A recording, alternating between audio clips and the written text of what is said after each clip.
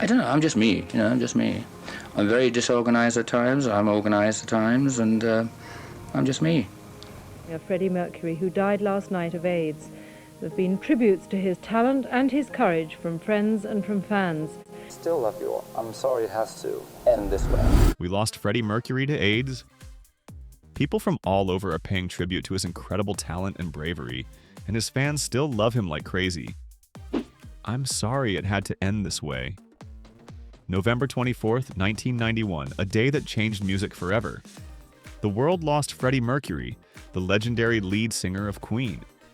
His death wasn't just the end of an era, but a moment that hit people hard everywhere. Let's take a look at his life and career. Freddie's early life and journey to stardom. Before all the fame and spotlight, Freddie's life started in a very different place, the humble island of Zanzibar. His early years were nothing like the larger-than-life persona he would go on to create. Growing up in a mix of cultures, his childhood shaped his art in ways we can still see today. His dad worked as a cashier for the British colonial office, giving the family a simple, steady life. It was during these early years that Freddie's love for music first sparked. At age 7, he was sent to St. Peter's School, a British-style boarding school in India. Even though it was tough, it was a key moment in his music journey. The school pushed the arts, and it was there that Freddie began learning piano and joined the choir. He even started his first band, the Hectics, where he began to get his first taste of performing live. The band mostly played rock and roll covers and was a hit at school events, giving Freddie a glimpse of what would come. In 1963, political turmoil in Zanzibar forced Freddie's family to move to England. It was a big change, and it wasn't easy. Now a teenager, he was in a totally new environment, immersed in the vibrant and revolutionary music scene of the 60s. Freddie did well in his studies, and his artistic side began to really come alive during this time, shaping the visual style we now associate with Queen. London's music scene was electric in the late 60s, and Freddie was all about it. He would spend hours soaking up the vibes of new bands and the energy around him. That's when he met Brian May and Roger Taylor, who were in a band called Smile. Their chemistry clicked, and not long after, Queen was born. But before that, Freddie worked a few random jobs, including at Heathrow Airport, while still dipping his toes into different musical projects. Queen's rise to fame. In 1970, the stars aligned when Freddie officially joined the band, and that's when Queen was complete with John Deacon joining soon after.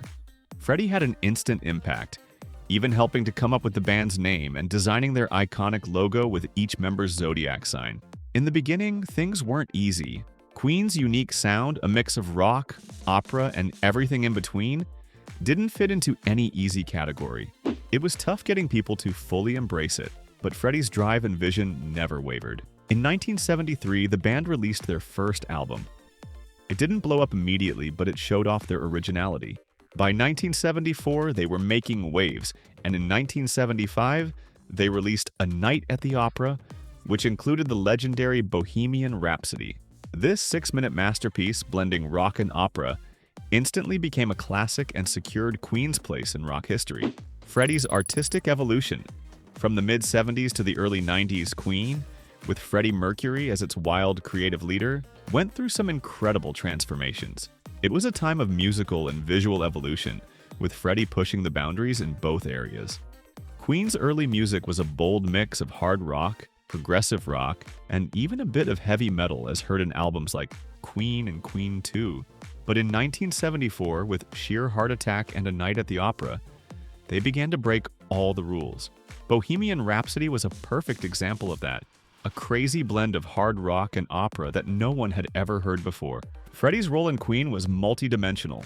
As the lead singer, he brought a whole new level of intensity and range to their music. He also wrote some of the band's most iconic songs, showing off his versatility by pulling influences from all kinds of genres. Songs like Somebody to Love and Crazy Little Thing Called Love proved he could master everything from gospel to rockabilly. Visually, Queen was just as adventurous. Their live shows became full-on theatrical experiences, with Freddie's flamboyant stage presence and bold fashion choices becoming a signature part of their identity. Their concerts weren't just gigs, they were an escape that left audiences spellbound. The late 70s and 80s saw Queen experimenting even more. News of the World, with anthems like We Will Rock You and We Are the Champions, leaned into more mainstream rock, while albums like Jazz and The Game showed they could keep up with new trends, including disco and funk. Another One Bites the Dust was a huge hit in that genre, but no matter what, Queen stayed true to their edge, always evolving while keeping that unique sound. In the 80s, they ventured into even more styles, from dance music to funk and electronic sounds, as heard on albums like Hot Space. The song Under Pressure, recorded with David Bowie, was one of the standout tracks from this time, and showed Freddie's willingness to explore new genres and collaborations. Freddie's personal life also had a big impact on his music. His relationships and his search for identity came through in songs like Love of My Life and These Are the Days of Our Lives, where you could hear the emotion behind the lyrics. Throughout the 80s, Queen's popularity reached new heights. Their Magic Tour in 1986, which turned out to be their last with Freddie, saw them performing in front of some of the largest crowds ever. But it wasn't just their music that was changing. Freddie's look was evolving too. In the 70s, he rocked long hair and glam rock fashion, but by the 80s, he went for a shorter, more rugged style with a mustache, marking a new chapter in his life and career. Freddie's impact went way beyond just music. He became a symbol of self-expression, someone who refused to fit into any box. His bold on-stage persona and defiance of gender norms really struck a chord with many, especially in the LGBTQ+ community. Freddie wasn't just about rocking the stage. He was a symbol of freedom and individuality. Queen's evolution, under Freddie's leadership, reflected the cultural changes of the times, embracing experimentation, self-expression, and tearing down traditional boundaries in both music and performance. By the late 80s, Queen had evolved again, with albums like The Miracle and Innuendo showcasing a more introspective, mature side. Innuendo, especially the title track, spoke to some of Freddie's personal struggles, reflecting his battles with his health, his relationships, and his inner turmoil. Even though his public persona was all glam and energy, Freddie's private life was full of complex relationships and challenges, particularly in his search for love and identity. Freddie's personal life. Freddie's personal life was a story of love, friendship, and self-discovery. At the heart of it all was his longtime relationship with Mary Austin. They met in the late 60s, right when Freddie's career was taking off, and their connection was deep. Even after Freddie came out as bisexual, they stayed close. Mary remained an incredibly important person in his life, and Freddie even left her a large part of his estate when he passed. Freddie's exploration of his sexuality wasn't without its challenges. While the 70s and 80s saw more visibility for the LGBTQ+ community, there was still a lot of stigma and discrimination, especially around AIDS. Freddie kept his relationships private, even though many of his inner circle knew about them. One of the most significant relationships he had was with Jim Hutton, an Irish hairdresser. They met in a nightclub in the 80s and shared a loving, stable relationship. Jim was by Freddie's side through his final years, caring for him as his health deteriorated due to AIDS. In addition to romantic relationships, Freddie formed close bonds with many fellow musicians like Elton John and David Bowie. These friendships were important for Freddie, offering a sense of camaraderie in an industry that could often be isolating.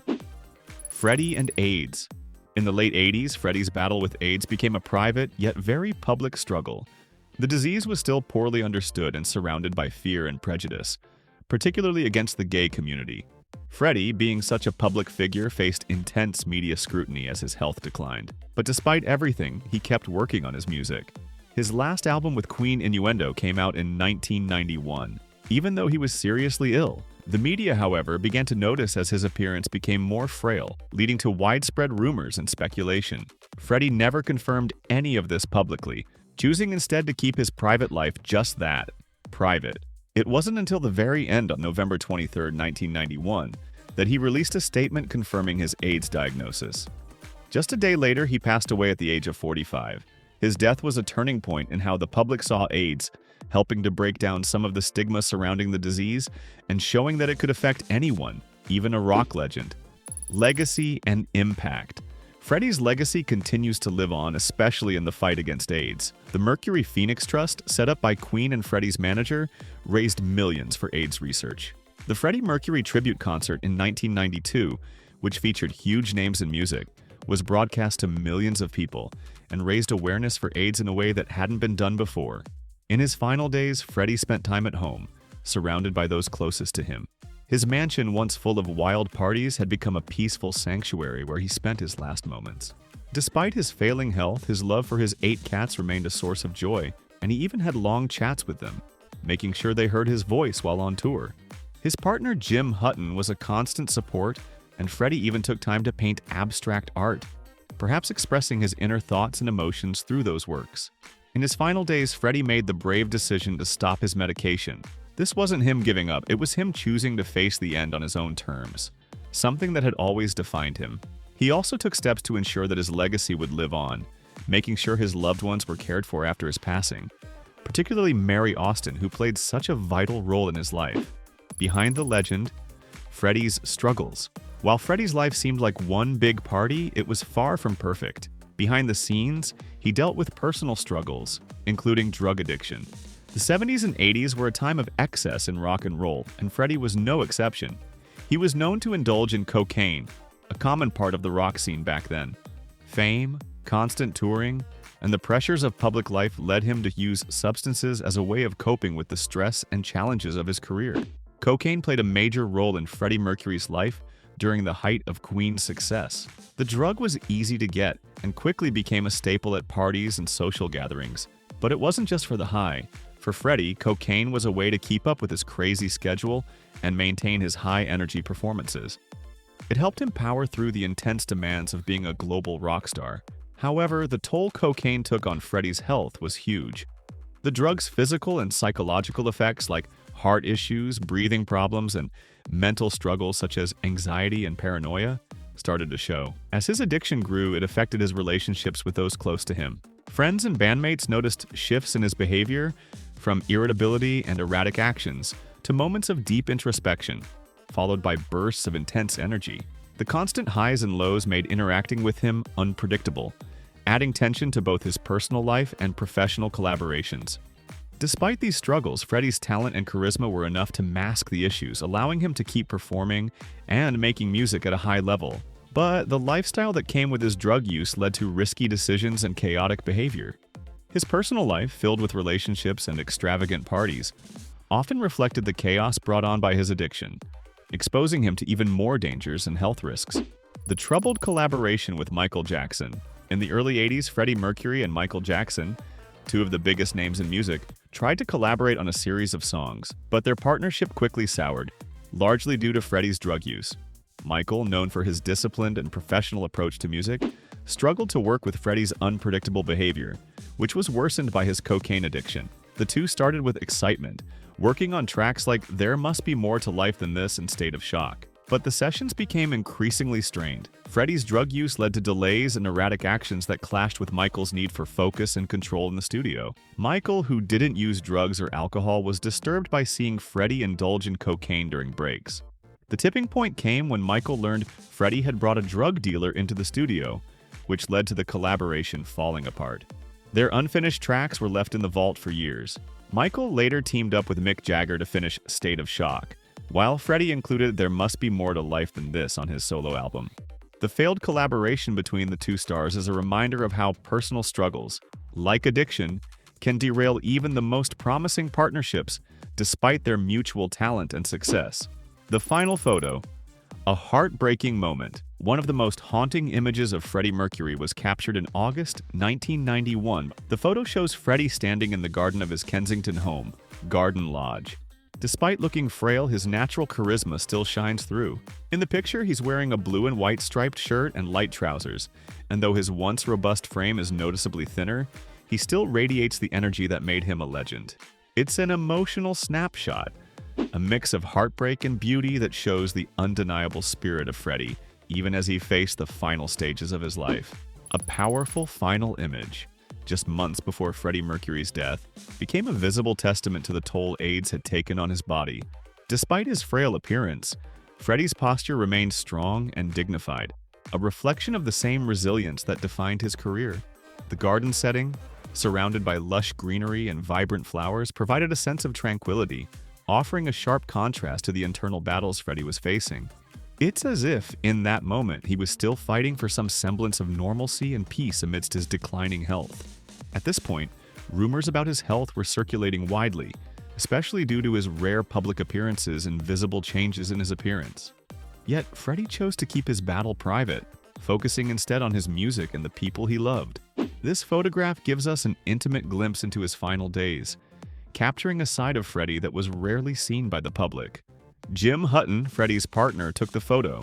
He was a constant source of love and support, standing by Freddie through his toughest times. The care and strength Freddie received from Jim, along with his close circle of friends and family, was crucial during his final moments. This image has become iconic, symbolizing the duality of Freddie's life in his last months. He was a legendary performer, still exuding grace, dignity, and strength, even as illness took its toll on him. Legacy and cultural impact. Freddie's death on November 24, 1991, marked the end of an era in music, but his legacy continues to transcend generations. In the years following his passing, Freddie's influence has spread far beyond music into areas like art, society, and popular culture. Queen's music, including timeless hits like Bohemian Rhapsody, Somebody to Love, and We Are the Champions, remains anthems that resonate with new audiences.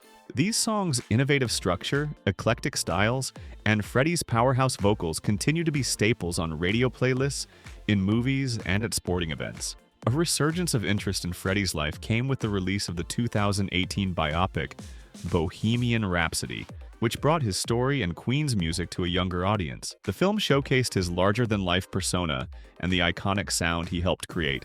However, Freddie's influence wasn't limited to his music. He became a symbol of individuality, freedom, and bold self-expression, particularly within the LGBTQ+ community. He defied gender norms and societal expectations in both his personal and professional life, and today he is celebrated as an icon for embracing who he truly was. Freddie's style, both in fashion and performance, continues to inspire. From extravagant costumes to his signature white tank top and jeans, his fashion choices broke boundaries, reflecting his fearless approach to life. He blurred the lines between theatricality and simplicity, and his impact on fashion design and pop culture remains profound. Freddie's ongoing influence. The enduring interest in Freddie's story is seen in the many documentaries, books, and films that continue to share his legacy.